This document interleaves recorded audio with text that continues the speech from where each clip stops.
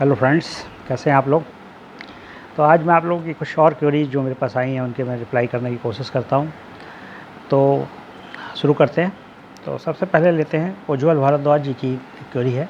उज्ज्वल भारद्वाज लिखते हैं कि sir, how many foreign tours does railway give. तो रेलवे आजकल, हम लोगों के टाइम पे नहीं था, लेकिन आजकल प्रोफेशन में ही एक फ़ॉरेन ट्रेनिंग करा देती है। अभी कुछ लोग जर्मनी गए हुए थे और उसके बाद जो है अभी एएमपी कोर्स में हम लोग सिंगापुर मलेशिया गए। तो एक ट्रेनिंग ये होती है एडवांस मैनेजमेंट प्रोग्राम की, जब आपको एसएजी मिलने वाला होता है। और उसके बाद आप जब डीआरएम बनने वाले होते हैं तो आपको इटली में एक ट्रेनिंग होती है, वहाँ पे कराते हैं। उस दौरान लोग यूरोप घूम लेते हैं। और फिर जब आप जीएम बनने वाले होते हैं पीएचडी से, उस समय एक यूएसए में ट्रेनिंग कराई जाती है। तो ये सब तो प्रोग्राम जो है वो फिक्स है, जो कि कराया जाते हैं।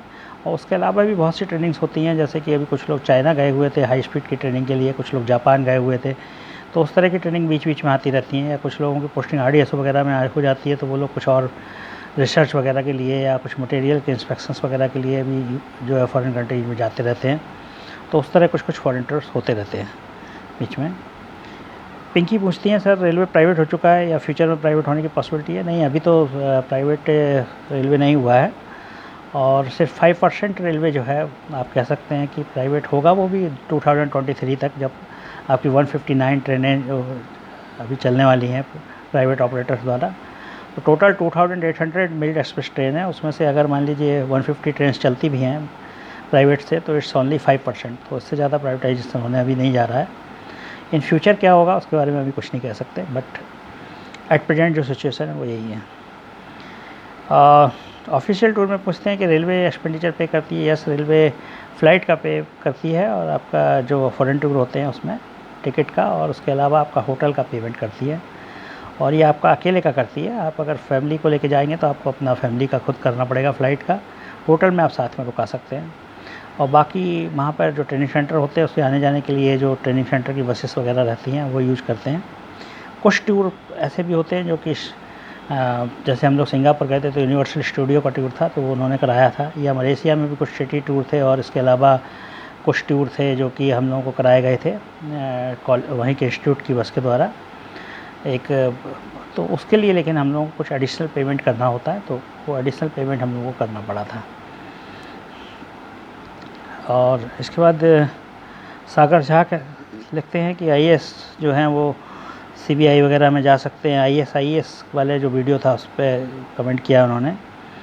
और आईएएस जो है वो सीआरबी बन सकता है, जो उसमें कि रेलवे के लोगों को देखेगा, पर आईएएस काफ़ी लोगों को देखेगा। तो मैंने उस पर कहीं कुछ कमेंट शुरू में अपने वीडियो में भी नहीं किया था। मैंने ये सिर्फ ये कहा था कि ठीक है, अगर आपको प्रेस्टीज एंड पावर चाहिए देन यू जॉइन आईएएस। अगर आपको थोड़ा सा मेंटल पीस चाहिए और अच्छे सिटी में पोस्टिंग चाहिए then you can think for IAS. तो सबके अपने अपने प्रेफरेंसेस है, जिसको जो चाहिए वो अपना चूज कर सकता है। तो इसमें कोई वो करने की ज़रूरत नहीं है बहुत ज़्यादा आर्गूमेंट। इसके बाद आदित्य प्रकाश कह रहे हैं ऑफिशियल टूर पे सर कोई वीडियो दीजिए। तो ऑफिशियल टूर पे मैं जाता रहता हूँ, लेकिन चूँकि वहाँ पे बहुत सारे लोगों के साथ कंपनी रहती है, तो उस पर मैं वीडियो बनाना मुझे कुछ थोड़ा सा ठीक नहीं लगा, इसलिए मैं कभी उस पर उस तरह से नहीं बनाया हूँ। अविनाश झा लिख रहे हैं, sir you are a very good human. Thank you very much. अगर आपको ऐसा लगता है, आप सिंपल बोलते हैं, स्ट्रेट फॉरवर्ड बोलते हैं, ठीक है, okay, thank you very much. GDC exam के बारे में बेधिनिधि गौतम ने पूछा है कि ग्रुप बी ऑफिसर्स के लिए कंडक्ट होने वाला है। यस, ये कंडक्ट होने वाला है। इसमें एक्चुअली मैं आपको एक वीडियो भी देने वाला था। ये इसमें एक्चुअली जो प्रोसीजर बदल गया है। अभी पहले जो एलडीसी जीडीसी एग्ज़ाम होते थे वो जोनल रेलवे कर रहा था, और अभी ये ऑल इंडिया बेसिस पे कंप्यूटर बेस्ड टेस्ट होने वाला है। तो जिसमें जो है जिसके कुछ बहुत सारे सर्कुलर्स भी निकले हैं, लेटर्स निकले हैं। तो ये एक पूरे जो है ऑल ओवर इंडिया का टेस्ट होने वाला है ग्रुप बी के लिए, और उसके बाद फिर जो है डिसाइड होगा। तो अभी जो टेस्ट इनिशियल स्टेज में हो गए हैं उनमें उनके लिए तो वही प्रोसीजर होगा जो एग्जिस्टिंग है, लेकिन नए के लिए अभी शायद 21 के बाद जो होंगे उसमें ये ऑल इंडिया बेस्ड एग्ज़ाम होगा, सीबीटी एग्ज़ाम। आईआरएमएस का कोई अपडेट आया कि मोहम्मद जुनैद पूछ रहे हैं। नहीं, आईआरएमएस का अभी कोई अपडेट नहीं आया। जैसे कोई अपडेट आएगा तो then I will inform surely. JE TRD की वर्किंग के बारे में, तो जेई टीआरडी मेरे साथ अंदर में बहुत सारे काम किए हैं, एसएससी टीआरडी, जेई टीआरडी। तो टीआरडी की क्या वर्किंग होती है वो मैं आपको डिटेल में बता दूंगा। अभी वैसे मेरा जो ब्रीफ में मैंने बताया हुआ है अपनी working, my working in railway वाले, माई एक्सपीरियंस इन रेलवे जो मैंने बताया है, तो उस वीडियो को आप देख सकते हैं। और बाकी मेरा जो है DRD में जहाँ पोस्टिंग रहा, तो अभी एक नया वीडियो जो मैं लेके आऊँगा पार्ट 3 लेके आऊँगा माय जर्नी इन रेलवे का, उसमें TRD के बारे में आपको इन्फॉर्मेशन थोड़ी बहुत रहेगी। बाकी जो डिटेल वर्किंग है वो उसके लिए अलग से वीडियो बनाएंगे। तो एक पूछ रहे हैं रेलवे IRSME के लिए अभी CSE देना होगा, रविशंकर तिवारी। यस, CSE तो अब अगर यूनिफिकेशन हो गया IRMS तो सभी को CSE देना होगा, अगर मान लीजिए वो CSE के थ्रू रिक्रूट करते हैं सभी सर्विसेज के लिए, और फिर ये मैकेनिकल इलेक्ट्रिकल अलग अलग रह भी नहीं जाएंगे। वैभव ओझा पूछ रहे हैं कि home state sir what rank an IA officer can get. देखिए, इसमें होम स्टेट टाइप का नहीं होता है, ये सिविल सर्विसेज में होता है। IAS में जो है ये होता है आपका जोन, आपके घर के पास वाला जोन आप को मिल सकता है, और अगर आपकी रैंक अच्छी आई है और नहीं आई है तो आप ट्रांसफ़र करा के भी बाद में आ सकते हैं। नॉर्मली जो है सिलेक्शन ग्रेड तक आप उस जोन में रहते हैं और आपके सिलेक्शन ग्रेड तक ट्रांसफ़र वहीं होते हैं।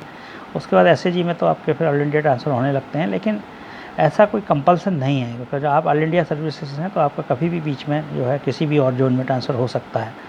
कभी वैकेंसीज के चलते कभी आपका प्रमोशन आया, उस समय जगह नहीं हुई, बहुत सारे रीजन्स होते हैं, तो ये कोई हार्ड एंड फास्ट नहीं है कि आपको होम स्टेट में ही पोस्टिंग मिल जाएगी थ्रू आउट द सर्विस।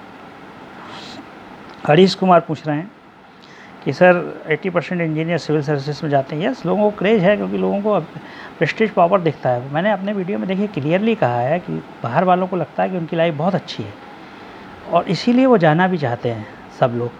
जब आप ज्वाइन कर लेंगे, आपको 2-4 साल के बाद जो आपका पावर एंड चार्म है वो ख़त्म हो जाता है। जो जिन चीज़ों मैं बता रहा हूँ ना, जिन चीज़ों के लिए लोग बॉलीवुड में जाना चाहते हैं, या हाई पावर, या 4 लोग पीछे घूमे लोगों को चार्म होता है, वो 2-4 साल बाद फिर वो चार्म उतना ख़त्म हो जाता है, और जो टेंशन्स होती हैं उनके पीछे की, वो नहीं दिखती हैं आपको, वो उनको ही दिखती हैं। तो जिनको टेंशन झेलनी पड़ती है वो समझ सकते हैं कि वो किस प्रॉब्लम में है। बाहर वाला व्यक्ति नहीं समझता, उसको तो लगेगा कि यार बहुत मज़े कर रहे हैं, ऐसा नहीं है। जबकि हर जॉब में कुछ ना कुछ प्रॉब्लम्स हैं, और आपको जो करता है उसी को पता रहता है। जिसमें ज़्यादा मेंटल पीस है, वो बंदा सुकून में है, वो समझ लीजिए बहुत अच्छा जॉब है।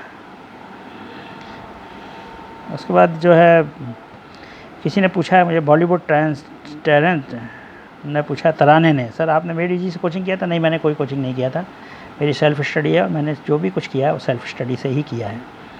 मैंने किसी भी इंजीनियरिंग एंट्रेंस के एग्ज़ाम के लिए, गेट के लिए, या किसी पब्लिक सेक्टर एग्ज़ाम के लिए, या IAS के लिए, किसी भी एग्ज़ाम के लिए कोई कोचिंग नहीं लिया कभी।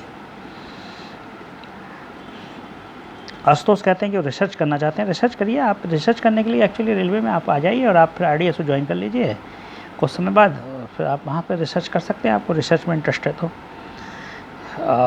पावर ऑफ इलेक्ट्रिकल वाले पूछ रहे हैं कि सर कितने AE अंडर होते हैं एक DE के?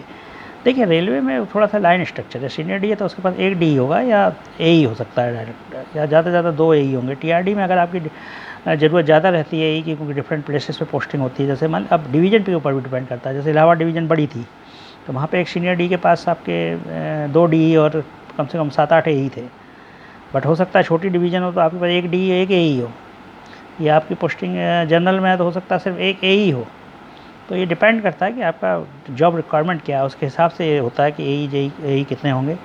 SSC JE बहुत सारे होते हैं, सुपरवाइजरल पोस्ट होती हैं, तो वो आपके सब डिपो के इंचार्ज होते हैं। एक सीनियर DE के पास बड़ी डिवीज़न में कम से कम 10-12 डिपो होते हैं OHE के, तो जितने डिपो होंगे उतने, एक में अगर आप लगा लीजिए JE तो 2 JE तो आपके 24-25 JE हो गए।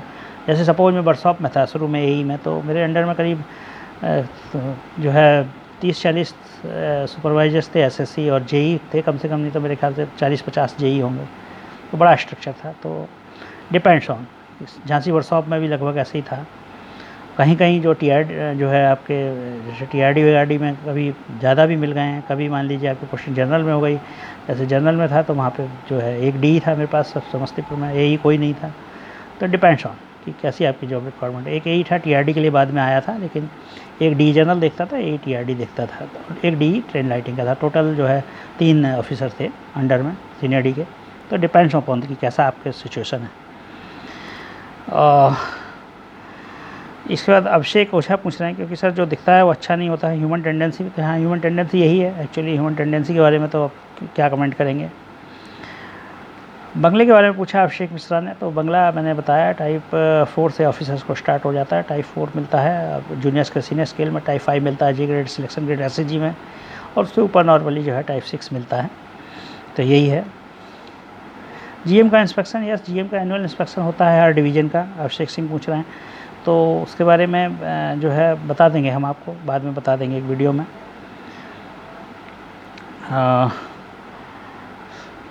अंश मिश्रा कहते हैं railway IAS officer bungalow versus top PSC officer bungalow, which is better? No, it's true, railway IAS bungalow is better, of course it is better, because railway में जो डीआरएम और जीएम के बंगले होते हैं वो बहुत वेल मेंटेन्ड होते हैं, बहुत बड़े होते हैं, तो वो हमें पब्लिक सेक्टर ऑफिसर्स के बंगलों से तो काफ़ी अच्छे होते हैं, नो डाउट, और अच्छी सिटी में होते हैं, सेंट्रलाइज लोकेशन पे भी होते हैं। और सुभाष साहू आईआरएमएस का न्यूज़ आएगा तो बताया जाएगा आप लोगों को। और इसी तरह आयुष ब्रायन पटेल ने भी तारीफ़ की है, शिवम त्रिपाठी ने, और वरुण यादव। इसके बाद आदित्य प्रकाश पूछ रहे हैं सर किस जो है उन्होंने बंगले के बारे में जिक्र किया है। और रेलवे की वैकेंसी निकली, तो रेलवे की वैकेंसी तो आप लोग देख सकते हैं वेबसाइट पर, तो वैकेंसी निकलेंगी तो आपको भी पता चल जाएंगी। इसके बारे में कोई ऐसा सीक्रेट नहीं निकलती हैं कि सिर्फ रेलवे वालों को ही पता चले, ये सबके लिए ओपन रहती हैं, सबको पता चल जाता है। और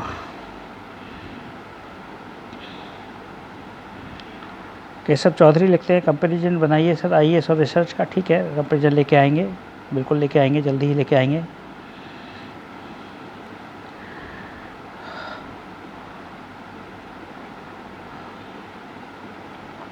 इसके बाद जो है एक क्वेश्चन पूछा गया है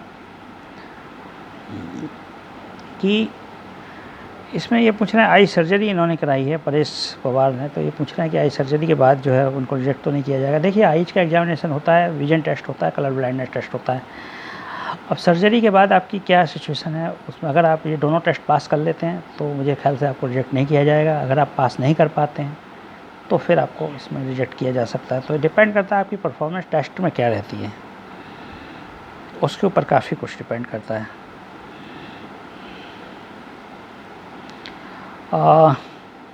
इसके बाद डायरेक्ट रिक्रूटमेंट ऑफ एसएससी के बारे में गौरव शर्मा जानना चाहते हैं। तो डायरेक्ट रिक्रूटमेंट एसएससी होगा तो वो निकलेगा, उसका तो सभी को पता चल जाएगा। अगर मुझे कोई इन्फॉर्मेशन मिलेगी तो मैं आपको ज़रूर बताऊंगा। और सीएससी की 24 सर्विसेज और for better than all ESC, अगर कोई इसके बारे में किसी ने जिक्र किया है, नहीं ऐसा नहीं है। ग्रुप बी सर्विसेज ईएससी से बेटर नहीं है, मुझे तो नहीं लगता। काफ़ी लोग मेरे यहाँ थे जिनको ग्रुप बी में हो गया था, वो उन्होंने ज्वाइन नहीं किया है और उन्होंने यहाँ पर ज्वाइन किया है रेलवे में, तो एज आईएएस। और बहुत सारे लोगों ने तारीफ़ की है, जैसे अंकित सिंह हुए, उन्होंने कंपैरिजन की तारीफ़ की है, जरुण जैन ने तारीफ़ की है। लीव के बारे में रामकृष्ण पटेल कह रहे हैं, लीव के बारे में मैंने ऑलरेडी एक वीडियो बनाया हुआ है, अब आप उसको देख सकते हैं, मेरा वीडियो है ऑलरेडी अवेलेबल है, आप उसको देख लीजिए। अनित कुमार सिंह कह रहे हैं sir can we get NOC for same grade pay job? Yes, why not, you will get NOC अगर आपको नहीं पसंद है। अमित गजरे कह रहे हैं sir it is keep sharing और एक्सपीरियंसेस। यस, मैं अपने एक्सपीरियंसेस शेयर करता रहता हूँ, इसीलिए मैंने my journey in railway series निकाली है। आप उसको देखते रहिए, यूँ जुड़े रहिए और उसको देखते रहिए।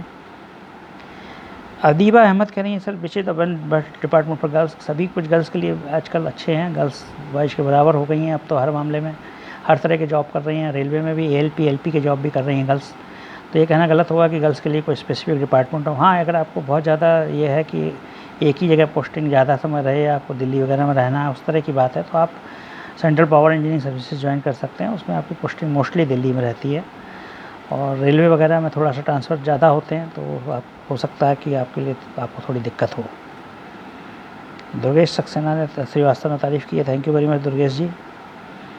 प्रभुदेवा पति, इन्होंने रेलवे में इंटर्नशिप दिलवाने की बात की है। इंटर्नशिप के लिए आपको अप्लाई करना पड़ेगा, आप इंटर्नशिप रेलवे में होती है, और इसके लिए आपको प्रॉपर जो है पर्सनल डिपार्टमेंट के थ्रू अप्लाई करना होगा। वो आप पता कर लीजिए अपने आपके जो नियर बाई जोन है वहाँ पे कैसे होती है।